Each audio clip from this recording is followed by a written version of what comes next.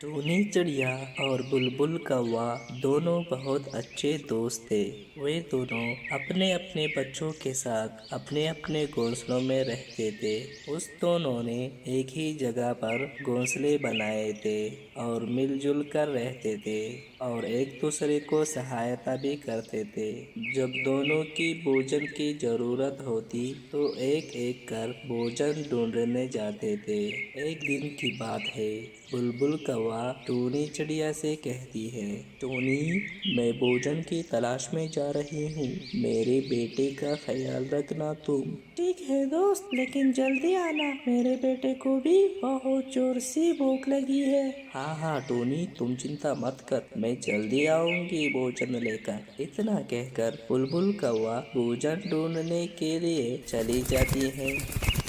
थोड़ी देर और उड़ने के बाद उसे जमीन पर भोजन दिखाई दिए जाते हैं। वो तुरंत भोजन के पास जाते हैं और फिर कहती है, शुक्र है आज तो बहुत जल्द ही भोजन मिल गया, मुझे जल्दी जाना होगा भोजन लेकर। भोजन लेकर बुलबुल कौवा तुरंत घर पहुंची और फिर टोनी ने कहा, अरे वाह दोस्त, तुम तो बहुत जल्द ही घर वापस आए। अच्छा ठीक है, अब मैं जाती हूँ भोजन की तलाश में। और फिर टोनी चिड़िया चली जाती है।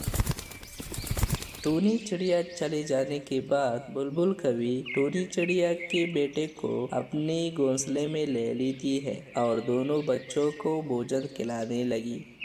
माँ, तुम उसे क्यों खाना खिला रहे हो? पता है आपको, जब तुम गई थी तो उसकी माँ ने मुझे खाना नहीं खिलाया था।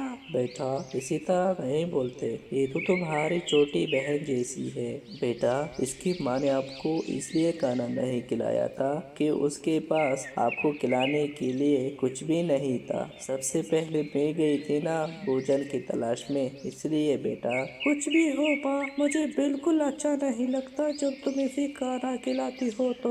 तुझे एक बात समझ में नहीं आती क्या? माँ, तुम मुझे डांट रहे हो, ये सब इसकी वजह से है ना माँ, इसे तो मैं छोड़ूंगी नहीं।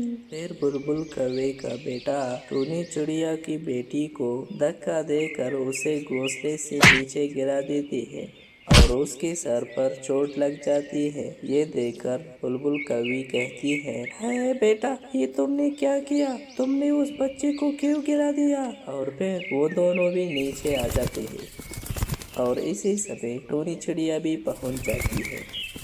अपनी बेटी को इस हालत में देखकर टोनी चिड़िया कहने लगी, क्या हुआ मेरी बच्ची को?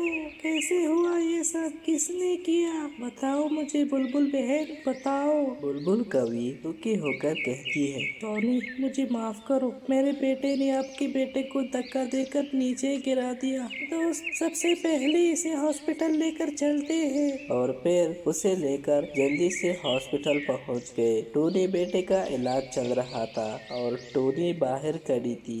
हे ऊपर वाले, मेरी बेटी को बचाओ, उसका हिफाजत करो, उसका रक्षा करो। टोनी, तुम परेशान ना हो, ऊपर वाला है ना, सब ठीक हो जाएगा, तुम फिक्र मत करो। बुलबुल कवि थोड़ी देर टोनी चिड़िया के साथ बिताता है और फिर अपने घोंसले में चली आती है।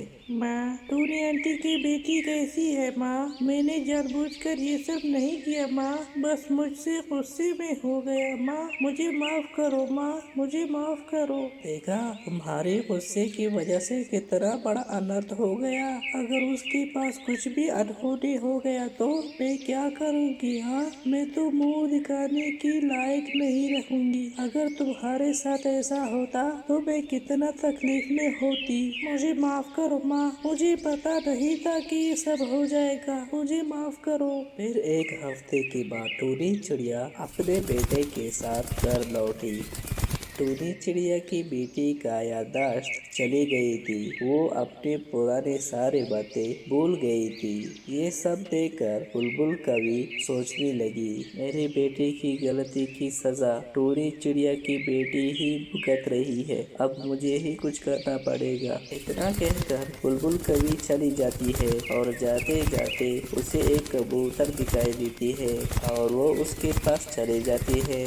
और कहती है मेरा नाम बुलबुल कवि है। और फिर टूनी चिड़िया के बच्चे की सारी कहानी उसे बताती है। ये सब सुनकर कबूतर उसे कहती है ये तो बहुत आसान है, बस आप मुझे माँ और बेटी दोनों लेकर आए, इसे मैं हल कर लूंगा। ये बात सुनकर बुलबुल कवि बहुत खुश हुई और सीधा अपने दोस्त के घोंसले में चले गई। दोस्त, तुमने मेरी बच्ची का ख्याल रखा, मैं आपकी बेटी के इलाज के लिए निकल पड़ी थी और आखिरकार मैंने उसका इलाज ढूंढ लिया है। टूनी चिड़िया ये सुनकर बहुत खुश हो जाती है और फिर वो सब एक साथ कबूतर के पास चले जाते हैं। फिर कबूतर ने टूनी चिड़िया की बेटी का इलाज किया और वो ठीक हो गई। फिर टूनी चिड़िया बोली आपका धन्यवाद, आपकी वजह से मेरी बेटी बिल्कुल ठीक हो गई है। और बुलबुल कवि दोस्त, आपका भी बहुत बहुत धन्यवाद, आपने मेरे लिए बहुत कुछ किया है। और इसी समय बुलबुल कवि का बेटा कहता है बहना, मुझे माफ कर लेना, इसके बाद मुझसे ऐसा कोई हरकत नहीं होगी, बस इस बार मुझे माफ करो। आज के बाद मैं तुझे बहन बनाकर तुम्हारा रक्षा करूंगा। और फिर सब एक साथ हंसी खुशी रहने लगते हैं।